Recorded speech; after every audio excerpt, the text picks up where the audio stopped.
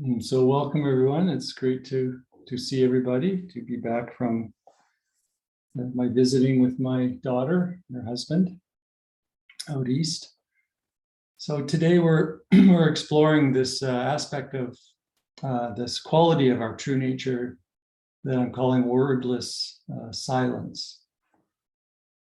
And we're sensing into that silent space that exists between everything, between every experiencing that occurs in our lives.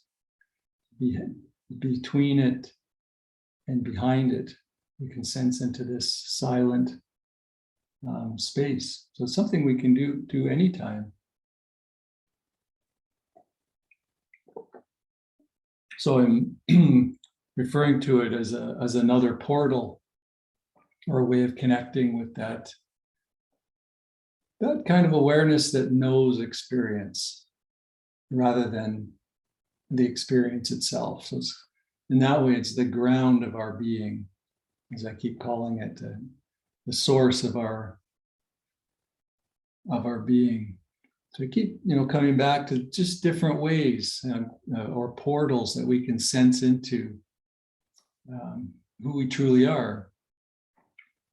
And I've always found silence and the notion of space to be a particularly helpful practice. So we can sense into the gap or the space between words, right? Whether they're spoken words or whether they're words in our heads, in inner words, inner dialogue. So this is very important, this space. It might not seem so. Perhaps to you folks, it makes some sense. To other folks, it doesn't make much sense at all when I say to someone to sense into the space between the words in their heads and the words that are being spoken in the world. But so it doesn't often seem significant, but it is. It's extremely significant and transformative.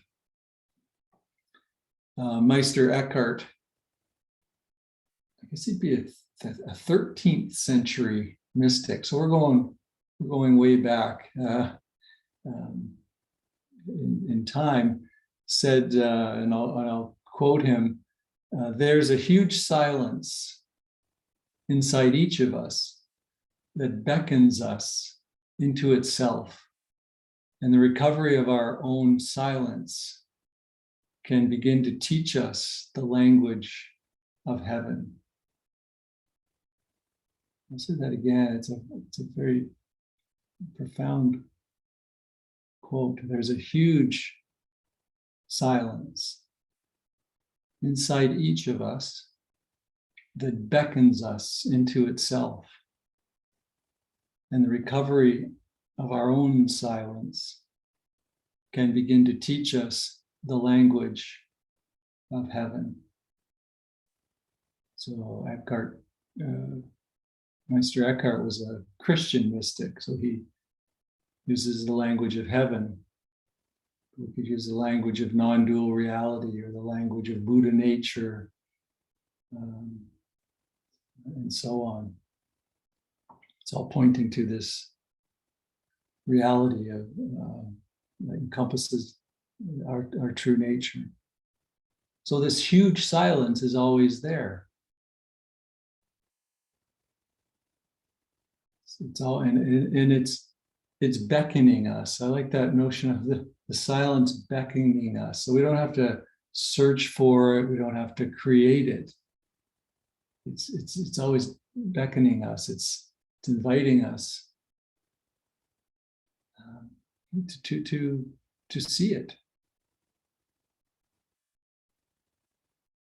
And it's perhaps most obvious when thoughts subside, when there's some inner quiet.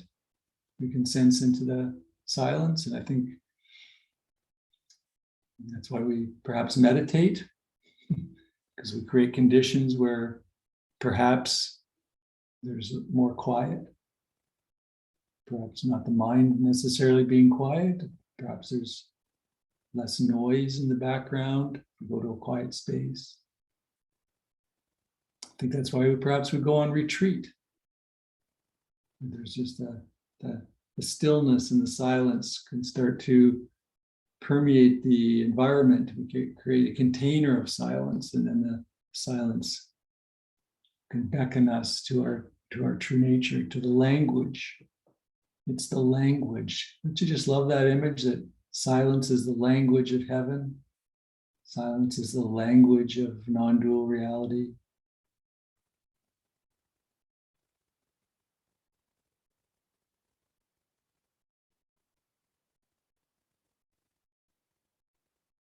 I've said before that the space between my words is way, way more important than the words that I speak.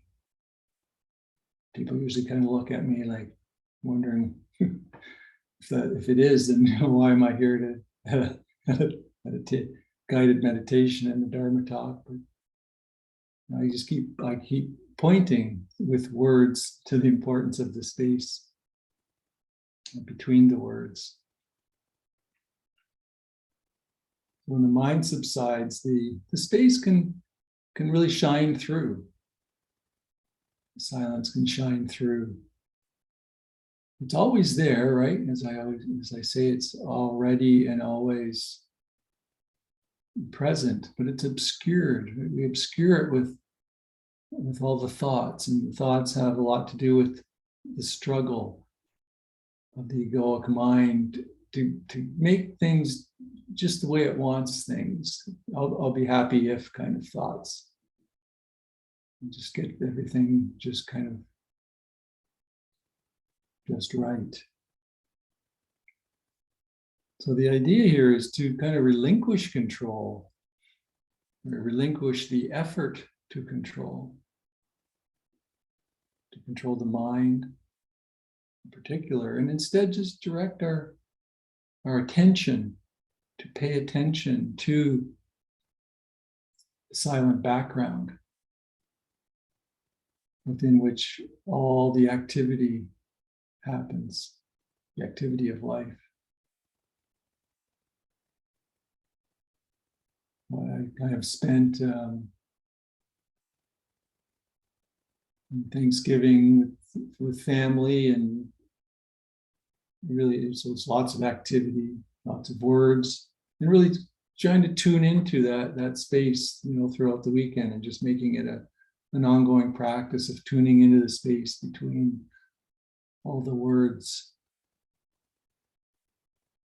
And I found in doing so, I was actually I was perhaps more present for the words, which may sound contradictory, right? I'm paying attention to the space, but I was still hearing the words, right?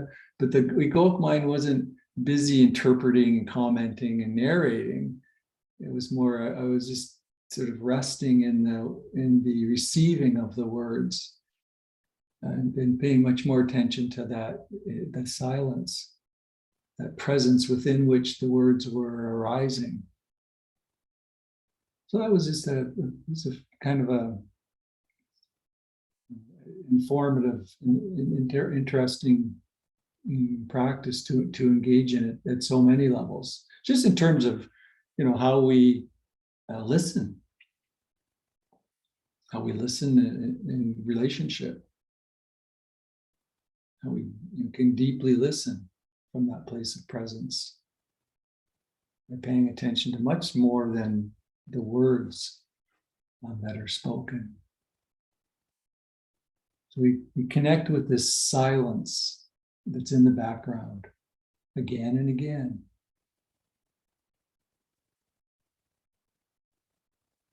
So it can be experienced in any circumstance, in any context, once we know how to pay attention to it. And it's utterly peaceful.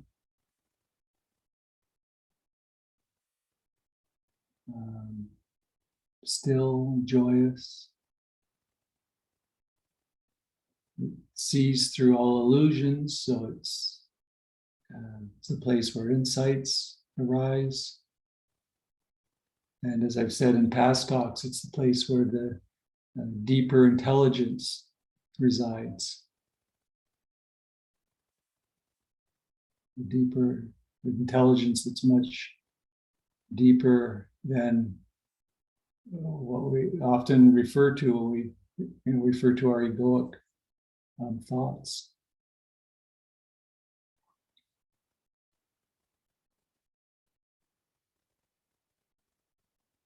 So we can do it right now, right?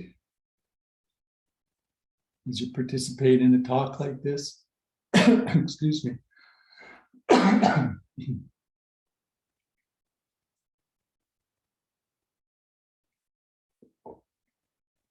As you participate in a talk like this,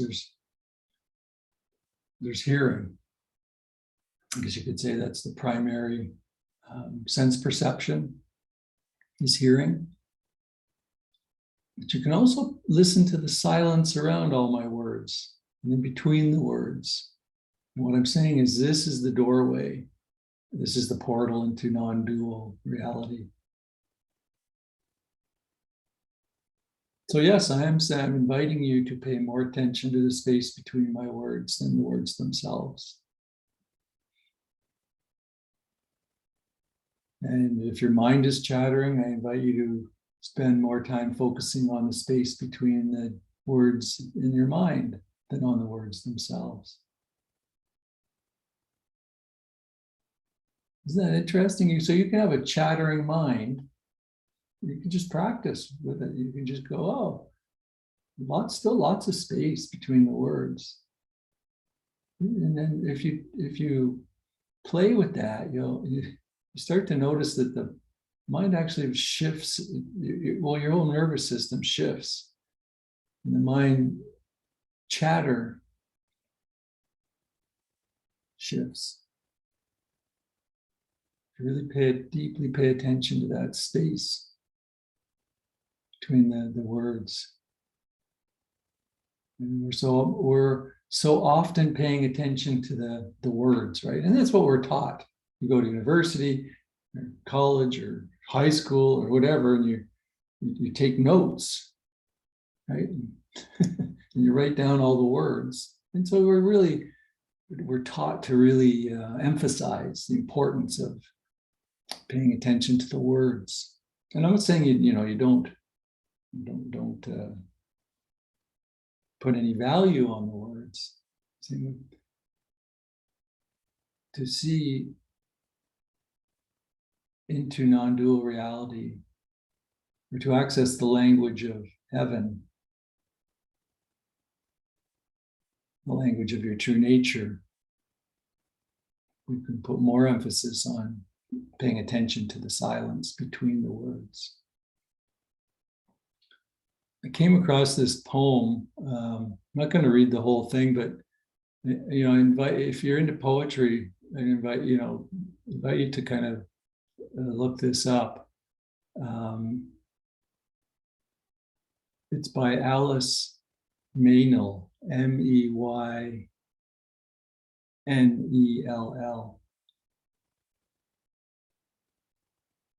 Actually, I don't have the title here, so it's not too helpful. It's about the word beloved is in the title.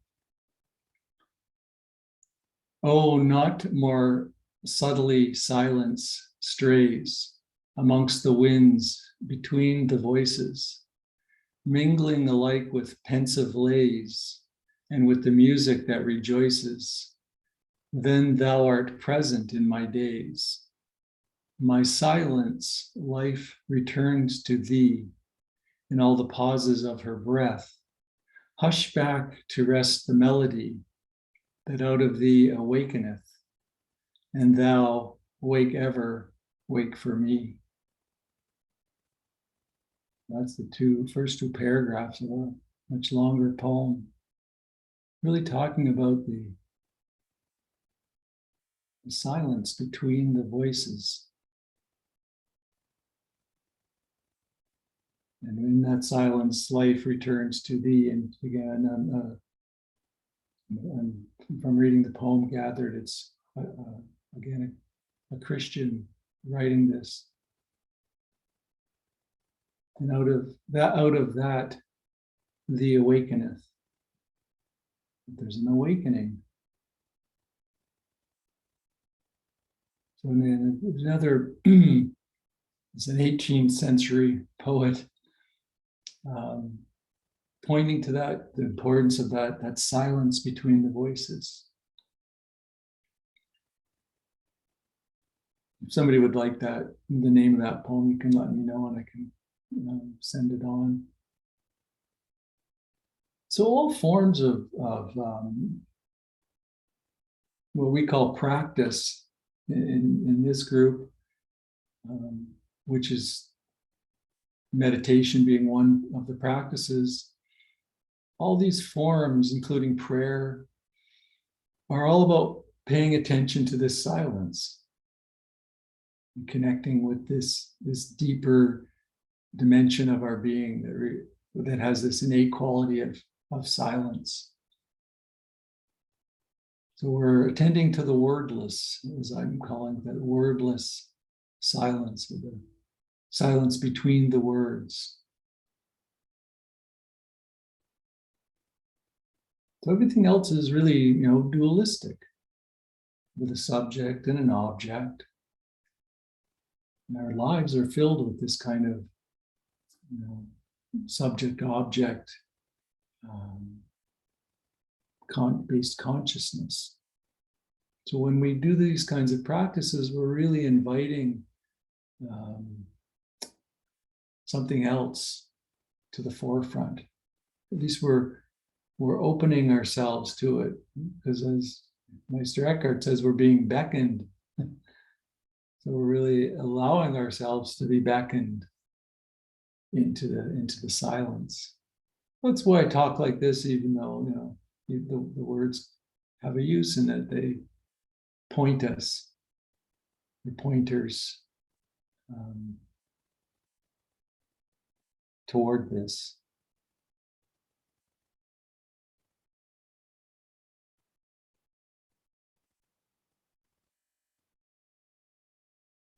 So you can really feel into this silent space.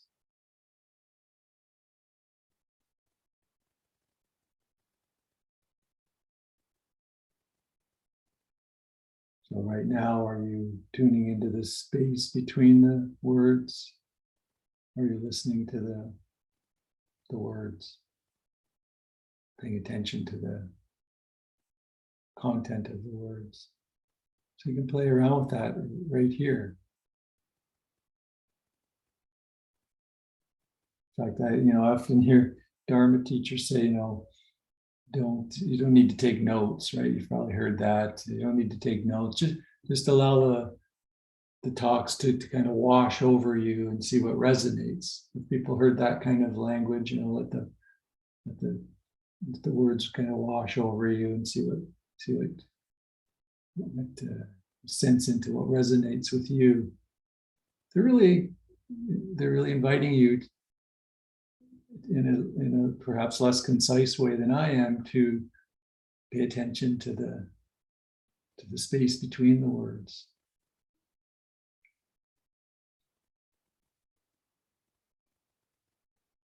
And when you do that, you discover too that there's really no one listening to the words. It's just awareness of awareness. Awareness beckoning itself. It's kind of beyond the commentary of the mind. So all the commentary, of course, is just from our conditioning. It's based on the conditioned egoic self. And remember too, we're not trying to stop the mind.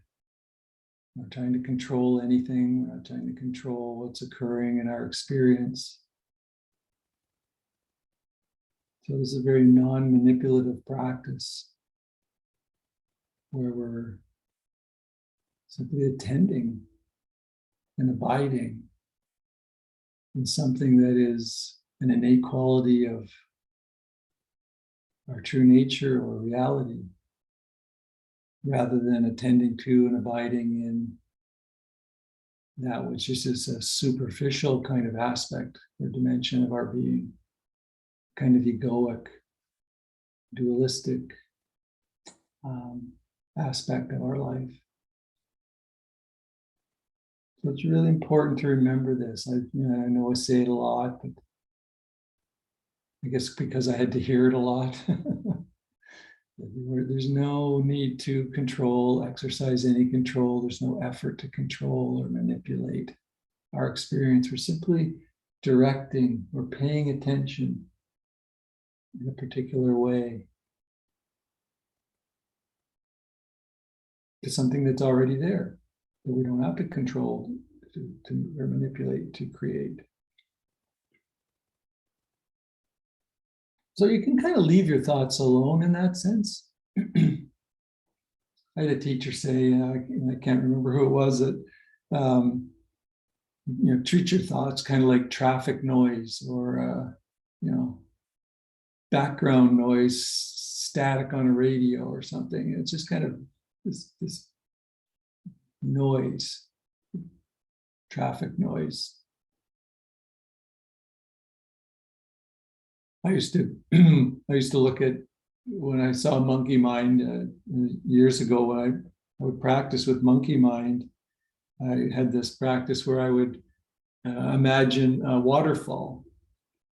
I was standing behind the waterfall and the thoughts were just cascading over, and I just kind of just allow the thoughts to cascade, to flow.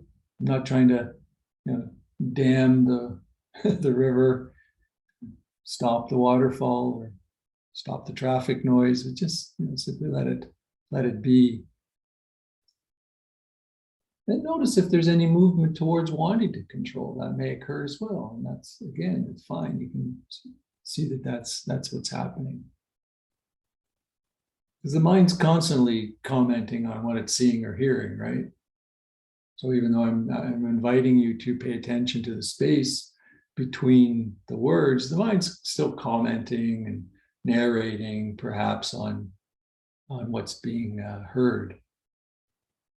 But you can notice that before the mind even comments, there's a silence.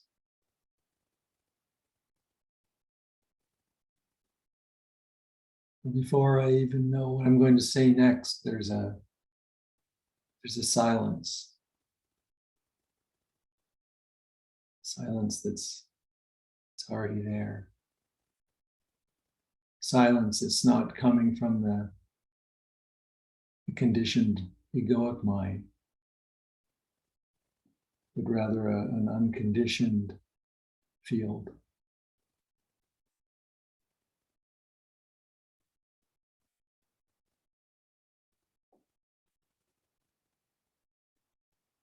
We're going beyond thought to a deeper dimension. I heard a talk by Eckhart Tolle, so that's not his real name. Of course, Eckhart Tolle took the name Eckhart. I think his last name is really Tolle, but he took the name Eckhart from Meister Eckhart and added that onto his name, which is interesting. And he calls this an evolutionary leap that is going to have to occur within the human race, is going beyond thought and touching into our deeper dimension, and that our very survival depends on it at this juncture. So that's something to perhaps consider as well.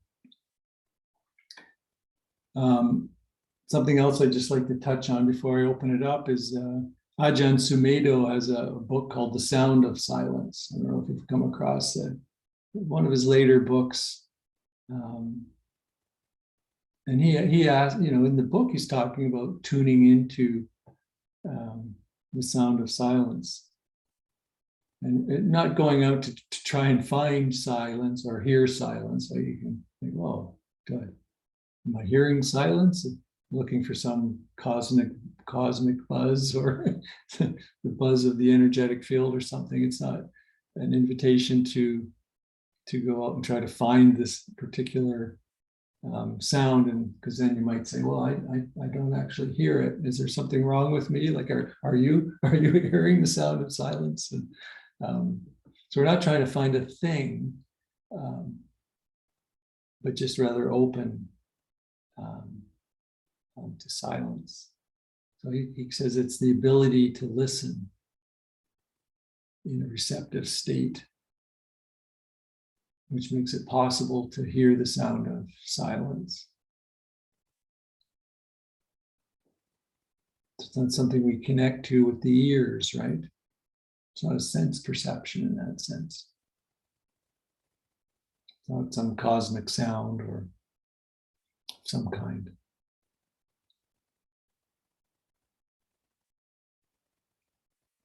So we're simply recognizing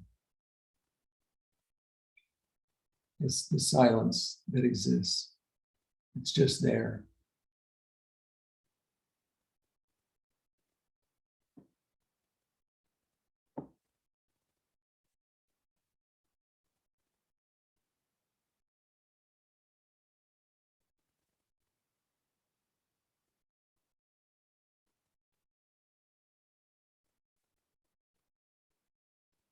And when thinking starts up again, it doesn't disappear.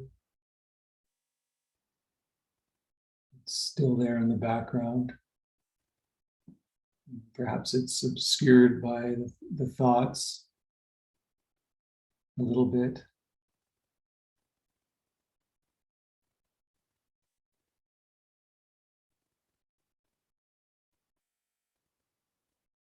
It's still there. And it's the silence.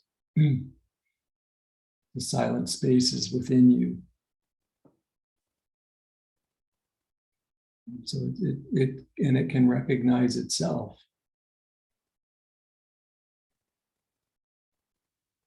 You don't have to get rid of the little me, the little rascal that it is.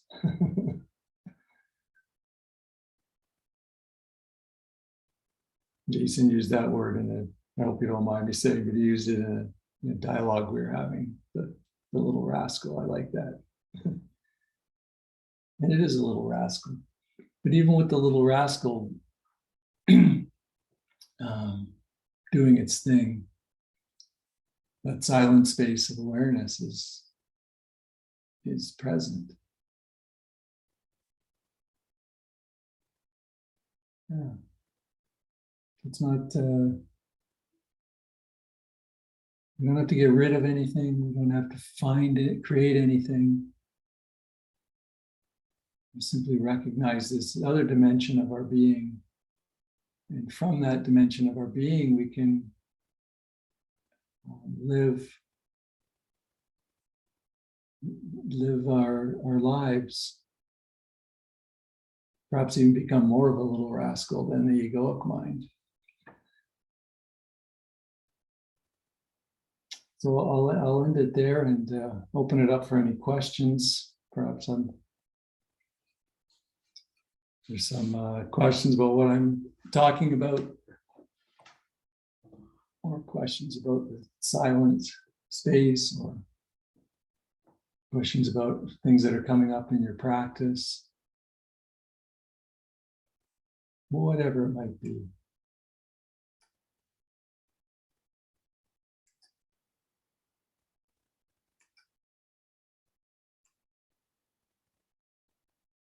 Hi, Stephen.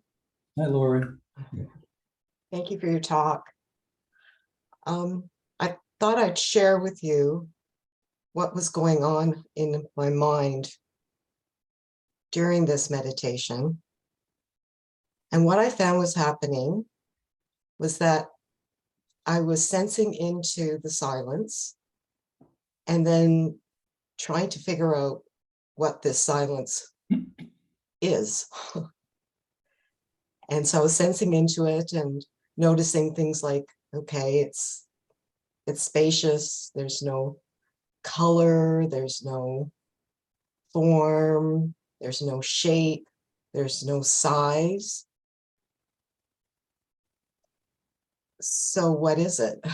And my conclusion was, well, I don't know what it is, it just is. And then what was coming up is there's a certain constancy to the silence, and yet things are arising and disappearing and arising and disappearing. And then, well, how can that be? Like, that's then seeming like there's two different things there. And then I thought, well, that can't be, like, they've got to be the same thing, the changing and the unchanging, that's got to be the same. So finally I decided I'm not going to figure this out. And the only thing to do is just to rest in it and let it go, and stop trying to figure it out, because I don't think I can figure it out. So that was my experience. Mhm.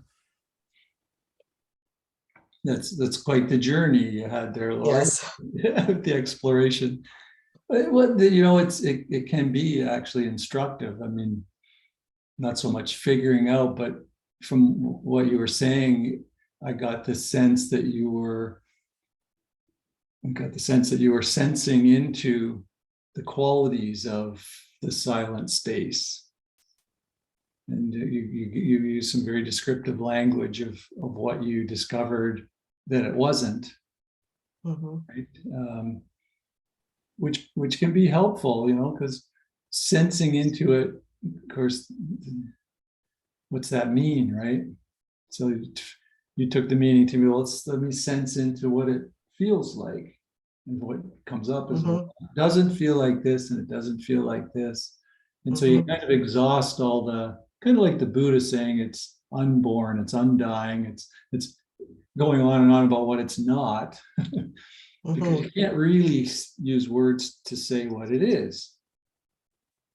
Give it as soon as you give it a word, the egoic mind, the tendency for the egoic mind is to grasp onto that and say, oh yeah, the deathless, I want that. Or now the all these kinds of concepts can become very appealing to the egoic mind. So yeah, so it was an interesting exploration, your description of what it was, and then coming to the conclusion that the mind can't possibly know, can't understand it at that deep level. It can simply dwell and abide in that space.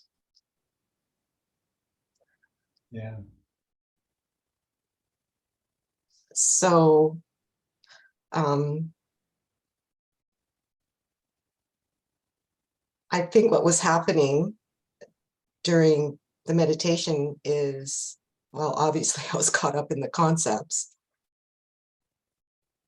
And there seemed to be some sort of understanding coming about.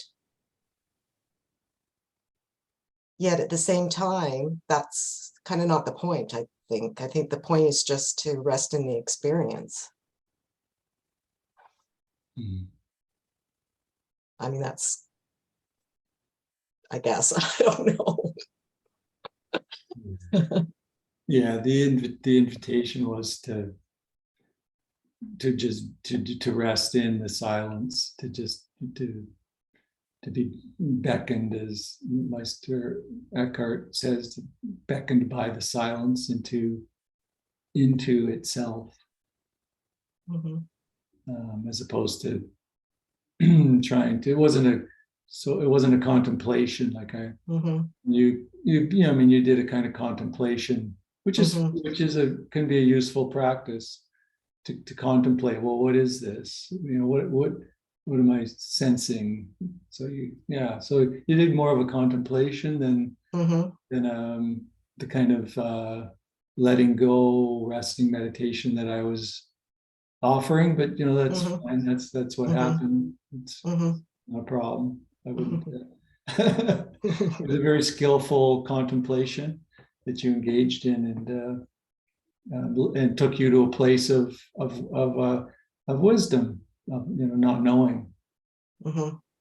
Like, so you didn't come out of it going, "Oh, wow, that was great meditation. I figured out what silent space is, and I got this, I got this nailed down. Now all I have to do is, make sure I can create it every time I sit down to meditate." There was none of that kind of nonsense. It was a very skillful contemplation that you engaged in. So yeah, and that's just what arose. So yeah, not a problem.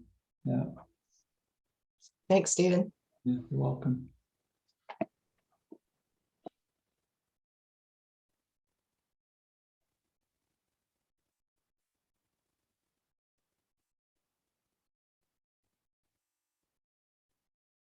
The other thing that can happen, of course, is the egoic mind um,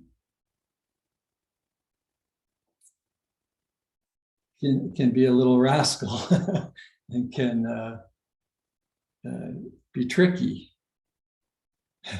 and can suck us into this notion that I need to think about things while I'm doing these meditations. So you just be aware that is also a tendency of the egoic mind to be a bit of a trickster in that way, and we can get sucked into that vortex, or the cul-de-sac of this, trying to figure things out. Yeah, but I don't get the sense that you're there. But that is something, just to kind of put that out to everybody, that in the guided meditation, I really brought up, it was very intentional, the emphasis on the egoic mind may resist part of this practice.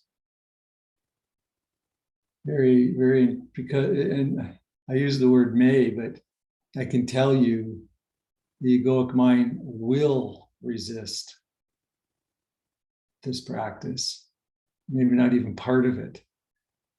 And it'll find all kinds of tricky ways to kind of take you into a different place, because it wants to struggle, right? And if you're not struggling, if you're just resting, well, where does that leave the process of creating the egoic mind? It's facing its demise, in a sense, in those moments.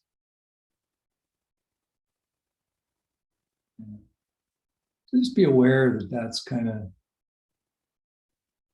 it plays tricks, and it elicits fear. It's another big one. I've talked to many students that say, "Oh, I'm really touching into my essential nature, my true nature, and I'm having all these deep emotions that are just like arising, that are beyond anything I've ever felt. Anger, sadness, grief, aloneness, just these really deep emotions. What's going on? Like, what happened to me?" Just have to say, it's all very normal. It's the fear of the egoic mind, of its non-existence arising. You've been identified with this aspect of your life, right? This, I'm calling it the egoic mind, all these conditioned aspects of your life, and now it's no longer, you're no longer identified with that. You're starting to identify more with a deeper dimension of yourself. And for some reason, don't ask me why, part of the resistance from the egoic mind is bringing up these deep emotions. And again, don't ask me why. All I can tell you is it's quite ordinary, quite normal. Nothing to be alarmed about. Yeah. Yes, Joanna. Thank you, Stephen. have you seen the movie The Sound of Music? That's random. Yeah.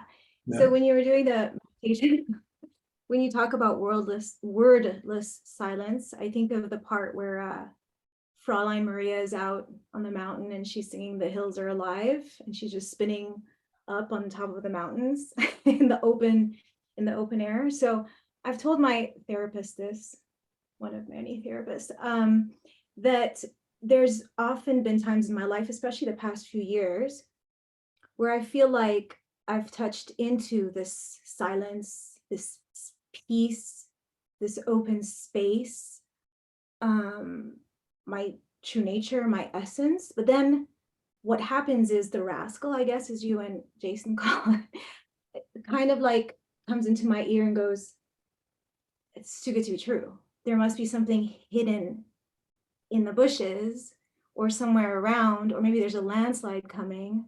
Hide and protect yourself. And then I think, and I know that this is analysis, but I wonder if conditioning of things that have happened in the past, where if we are in our true essence, we've experienced any kind of pain or trauma, and something, our ego tells us, well, if you just let go, then you're going to have pain. So just don't let go and be on high alert and dig a hole in the ground and hide and suffocate and just suffer all the time instead of just some of the time. So anyway, that's what I was just thinking of, that open space, because I have, and as I did communicate this with you as a follow-up to what you're talking about with true nature and what Jason talked about last week, is that I do believe that my true nature is love. But then I think that my ego, as I said to you, says to me, but love gets you in trouble, so don't do that. But that's the conditional love, not the unconditional love. So anyway, it's just a bunch of things that are swirling around, but I do know that I've touched into that open space, but not for long. It just, it feels dangerous and then overwhelming. And as you talked about with all the emotions, I just feel like there's a flood, like an avalanche of everything that just comes in at the same time. Remember that, remember that, remember that, don't do that. Open space is not good, don't do that. So anyway, but at least I know that the spaciousness is available to me all the time, and I've experienced it, albeit in a limited capacity, limited spurts, I guess, but it's nice to know that it's there. That's the end of my story. Thank you. Thank you. There's so many directions I could go with what you said. Yeah. The egoic mind will definitely pipe in with what use is this? How is this going to solve our problems? Right? Not going to solve our problems by doing this. So just recognizing that that's what's happening. The notion of a flood, because you kind of said you had little tastes, but the notion of a flood indicates much more than a little taste, because the flood, it's a good word. I like the word because it feels like a flood, or a bursting, an emptying of all that kind of karmic conditioning. We used to call it baggage, I think, at one an old social work word from way back. But all that stuff, some teachers say it gets burned through, but I think it's for many it feels more like a flooding, or just a falling out. It's just like a woof, kind of a vacuum, and that's what happens. And that's why I teach this way, right? We don't need necessarily to burn through this stuff gradually. It can be burned through rather quickly when we touch into that deeper intelligence that just knows, right? It really sees very quickly. It's not like it, when you're touching into that, when you're dwelling, let's use the word dwelling or abiding in the deeper dimension of your being, your traumas and anxieties and so on don't just kind of get worked through little by little, like over 10 years, like it might with therapy. It floods away, it just floods through. And you just kind of go, I can't believe I believed that and that and that and that. I just can't believe that any of that was important or causing me pain, causing me suffering. And it doesn't mean you'll never experience pain, because as human beings, we will always experience pain. Right? We'll stub our toe, have emotional issues, perhaps in our relationships, perhaps. And so there's still some pain, but it just is. It's just part of the human existence. Nothing more gets made of it. So there's no adding to the karmic load. The existing karmic load, I guess, if you know what I mean by that phrase, all the anxieties and traumas and stuff that's happened to us. It's in many cases dwelling in our bodies, unaware even to our minds. And once in a while, as we go through life, it kind of pops through. And so the dwelling in the body kind of bursts out quite dramatically. So the flood, here comes the flood. Isn't that a Peter Gabriel song?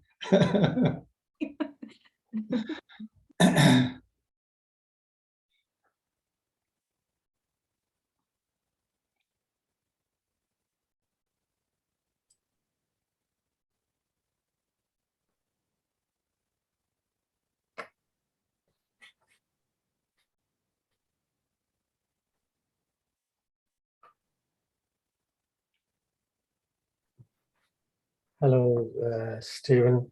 Hello. The mind, the subject of silence, when I think of it, the mind, the utmost activity of the mind is thoughts. Keep on thinking from one to the other and grabbing onto this thing. And the silence, if I understood it right, is the gap between thoughts. One thought comes in, before the next one comes in, there is a state of silence. Now, in that silence, there is total absence of thought. Now, if I start being aware of that absence of thought, then I find that's not really silence. Then I'm grabbing on another awareness of the gap between the thoughts. So that's where I get a bit confused. I thought the silence was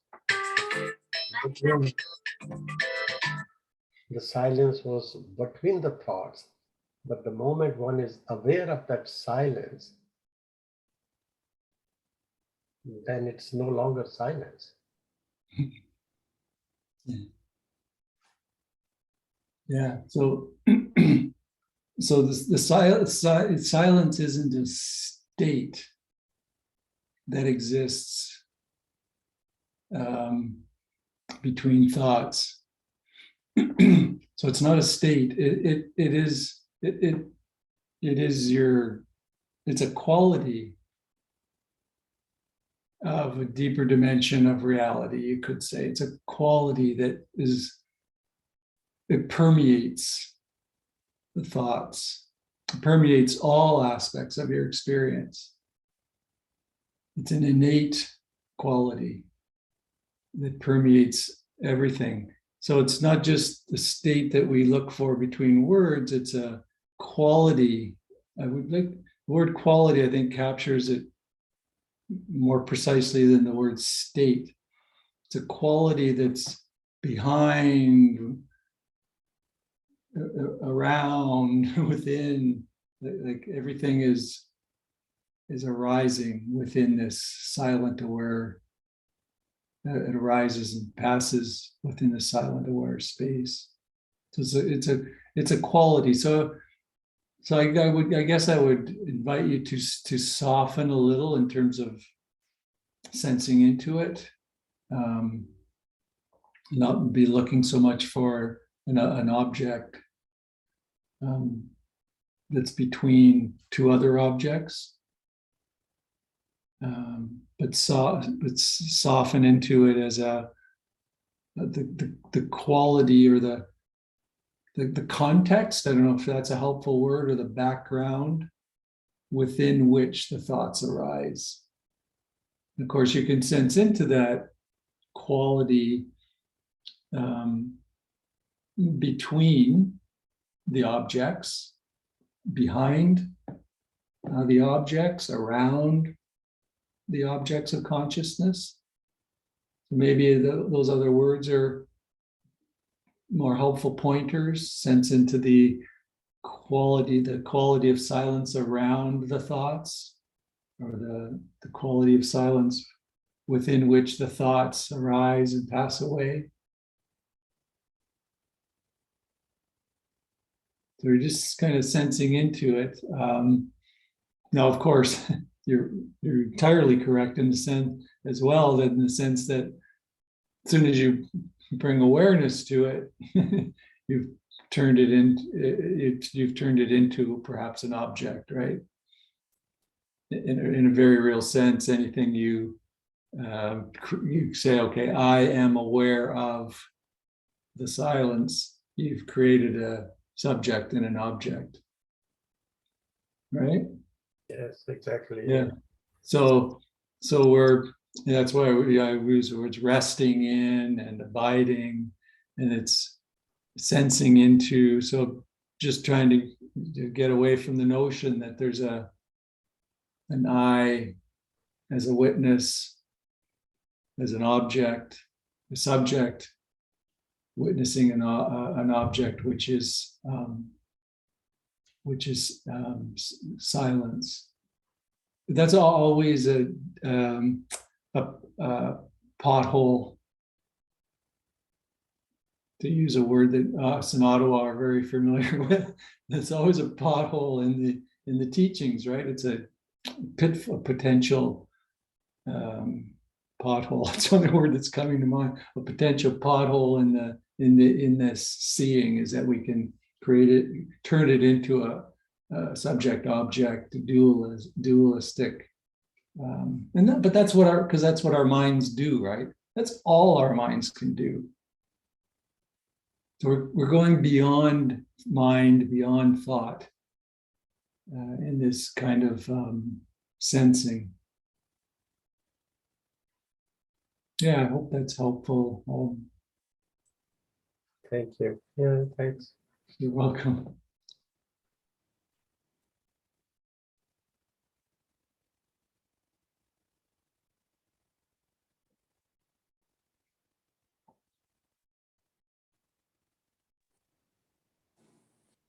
Thanks for that meditation, Stephen. I really appreciated that. And something Irwana said made me reflect on my experiences. I can really relate to what you shared. And I find it does feel really restful to experience the silence and be with it. And I feel I'm aware that it's frightening for me to let go of thoughts, and it feels like an indulgence to put down my worries and fears and I feel like something bad might happen, like it's not okay to feel safe and at ease. And going through the guided meditation, I also start to notice, oh, here's that worry and this fear, and I am scared of being out of control and letting go of that cognitive framework. When I finally let myself, it's great, or let not myself just be. That's something I feel is beneficial, but it is hard. That is one of the barriers for me, not feeling safe and feeling like it's out of control to not have all the thoughts. That's what I wanted to share. Okay, thank you. Yeah, thank you. Yeah, and this can be something that occurs with all of us to varying degrees, depending on events in our lives, the karmic load, as I've been calling it, the traumas and anxieties and so on that have been experienced. There can be a real sense that, I need to be constantly thinking in order to be safe, in order to avoid danger, avoid things going off the rails. And even after we've experienced the peace and tranquility, bliss even of the silent, aware space, that is still an impulse, a tendency of the mind to bring that up. So it's a real resistance to the practice. It can be a very, very deep resistance. And all I can say really is, it's entirely normal. That's what minds do. And I invite you to not resist the resistance. So when that thought arises, oh, I have to think about this, you can just know, you can just see that's, and even if you go into spinning around the thought, you can just notice, oh, this is what this feels like. So you're because the Buddhists in the Four Noble Truths didn't say, stop all that all that grasping and pushing away, which is all that struggle and thinking. See that it causes what it feels like. See that it feels like suffering. It's dukkha. And you see that enough times, the impulse starts to dissolve a bit, because you see, I'm really not getting anything out of this. And then you can also see the cessation of suffering when I just let go of the struggle, let go of resisting anything, including the resistance. There's a peace that can be felt into, a silent peace that can be felt into. So it kind of reorients your whole nervous system, kind of rewires your brain actually as well, into seeing where we cause suffering for ourselves and where that cessation of suffering resides. So that can take some time for that reorienting to occur.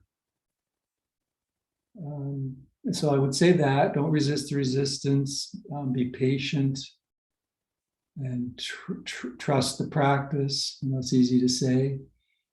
Be patient with it and trust the practice. And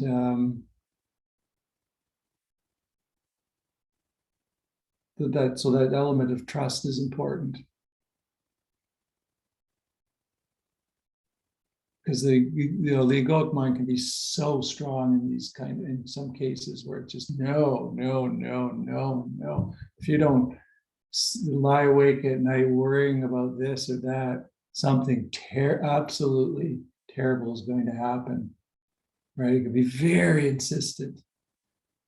And I've lived through this. I had to lay there and just kind of watch the show, and I just go, it's amazing how insistent this mind is. And then just even in recognizing it, just seeing it still spin in this kind of bizarre papancha of worry and anxiety around what could go wrong, what could happen if I didn't think this through. So I just watch that, we're not resisting it. You can just kind of, it's kind of like, wow, that's intense, right? That's intense to behold that kind of, that mind that does that. And of course, you see the suffering that it's creating real time. You're lying in bed wanting to sleep. I always say, you're in this nice soft bed with the duvet and the fluffy pillows and the perfect temperature and the silence and everything and perfect conditions for sleep, and the mind decides, oh no, you got to worry about something else. You better struggle right now. It's much better for you if you struggle, right? It's just bizarre, right? That happens. And it's a show to watch. And I guess that's kind of what I started just kind of watching it and saying, wow, it's an amazing thing, this human mind that does this.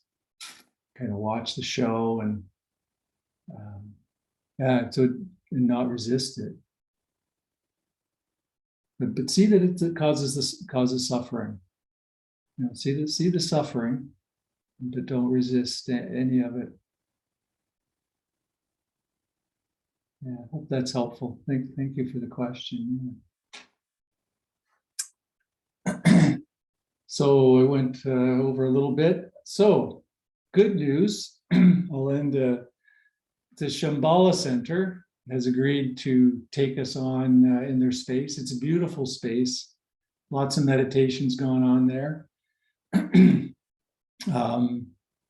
It's got a little waiting room and a kitchen where we can make tea and all kinds of, it's on Ross Street, Ross in Wellington. It's called the Shambhala Center. I think it's 119 Ross Street. I will send out an email. It's got, street parking. I think it'll be fine for parking at 7 o'clock at night. Pretty accessible for traffic wise at that time as well. So I hope you come out to the live session. Hopefully it'll be next Thursday that we start. I still have to get the insurance policy and get their name on it and all that stuff worked out, but hopefully that's not hopefully it doesn't take too much time. And yeah, we will do a technology hybrid thing. There may be some glitches. So on the first trial, I've got kind of a conference mic, and I've experimented with family and so on to do this, and it does work the way I've kind of envisioned it. So but again, bear with me if there are technical glitches on the first day or two. So yeah, that's exciting. They do have a mask policy that people wear masks when they enter the center, and then we can take our masks off if we want to in the meditation room. But if people want to wear their masks in the meditation room or be respectful of distance and all that, if that's we'll just work with it, with what we have. Yeah, So I'm excited. So it's been 2.5 years we've been doing the Zoom thing, so it'll be fun to get together. And hopefully, some of the people that have, kind of left us along the way will come back once we're, the people that were very regular when it was live, they just couldn't do the Zoom thing. I got emails at the beginning saying, I just can't do this. And so hopefully that'll be an opportunity for them to rejoin us, so that'll be really nice. Looking forward to that as well. If you have any questions, let me know about the whole process. And yeah. Good. So look for an email from me to announce it if it's going to occur. Okay, everyone. It's great to be with you. Have a wonderful week. Hope to see you in person soon. Thank you. Thank you Steve. very much. Thank you, Stephen. Have a good week, everybody. Thank you. Bye-bye. Good week, everybody. Thank you. Have a good week. Yeah, you too.